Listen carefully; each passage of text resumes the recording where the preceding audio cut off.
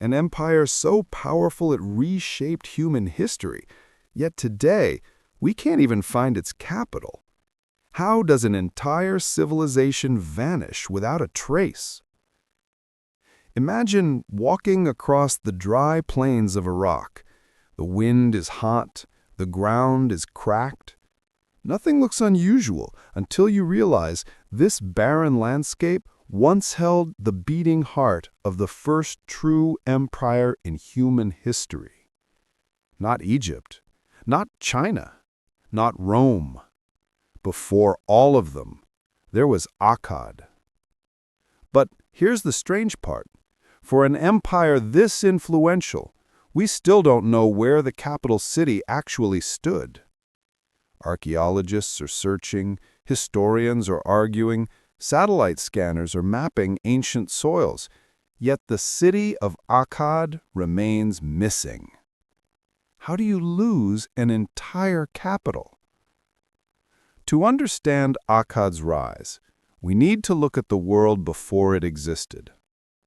4,400 years ago, Mesopotamia was a patchwork of city-states, Sumerian cities like Uruk, Lagash, and Kish, each ruled by its own king, each constantly fighting its neighbor. It was a world where armies clashed in river plains, irrigation canals were defended like modern borders, religion and politics blended. Writing was still in its earliest form.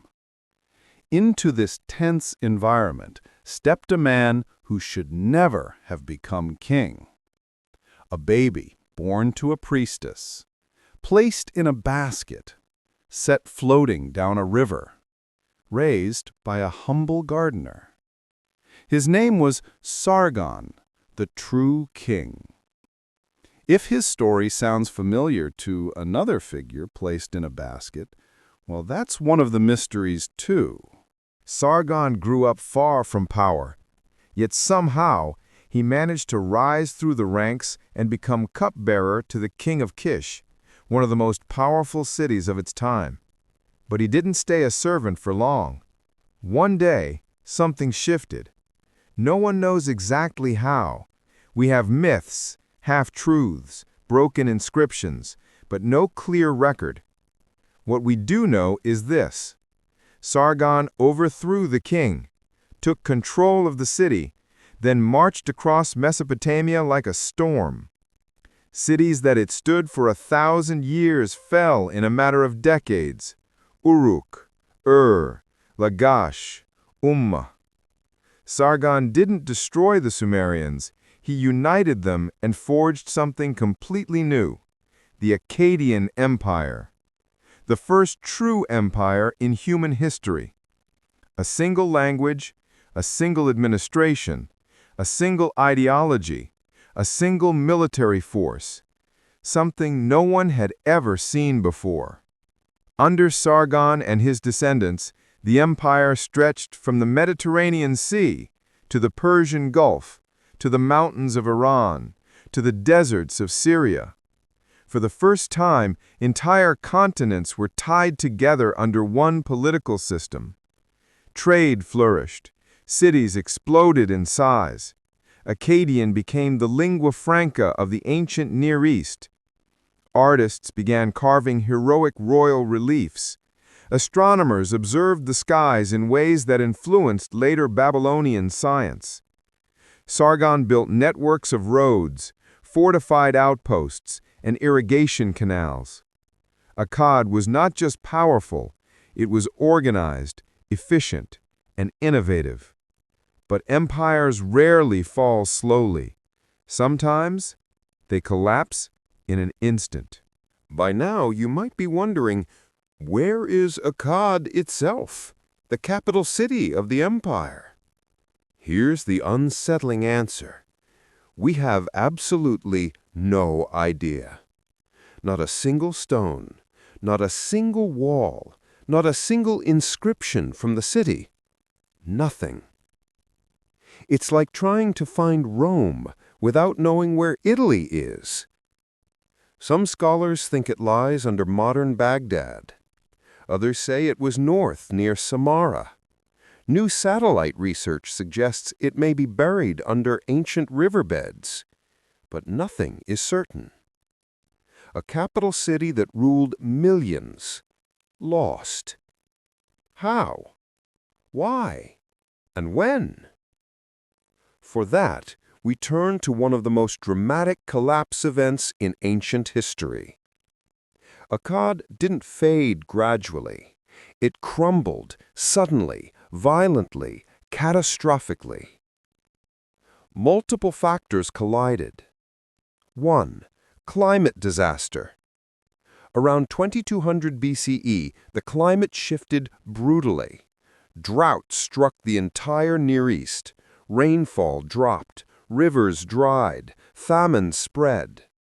This was part of what scientists call the 4.2 kiloyear event, a climate shock felt across the world. 2. Mass migrations. With farmlands dying, mountain tribes known as the Gutians surged into Mesopotamia. They raided, they destabilized, they overwhelmed weakened cities. 3. Internal rebellion. As food shortages worsened, revolts broke out. The empire cracked from the inside. 4. The fall of the capital. The Akkadian royal inscriptions hint that something terrible happened. A poem describes the disaster. The great city of Akkad was destroyed by storm. Its walls were smashed, its people scattered. What storm? A natural one? A divine metaphor? A massive invasion? Historians still debate it. But here's the eerie truth. After this event, Akkad disappears from history. Not declined, not faded. Gone, erased. The empire fell, but its influence survived. The Babylonians preserved Akkadian language. The Assyrians inherited their military structure. Ancient Near Eastern diplomacy adopted Akkadian as the standard writing. Their mythology shaped later beliefs. Even today, echoes of Akkad survive in the stories of great kings, in the administrative systems of later empires, and in written traditions that began in Sargon's time. Akkad shaped civilization itself. Yet the empire's greatest mystery remains. Where is their capital? What if the ruins are buried under the wrong river? What if the Tigris shifted over centuries, swallowing the city? What if the capital of the world's first empire is sitting beneath modern suburbs, unreachable?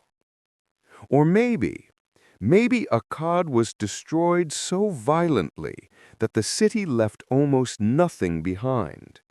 In a way, the disappearance itself tells a story of how fragile human ambition is, how the greatest power can vanish, how history remembers the echoes even when the stones are gone. The first great empire rose from nothing, changed the world, and vanished into dust. And still, we search. Because finding Akkad isn't just about archaeology, it's about understanding how fragile civilization truly is.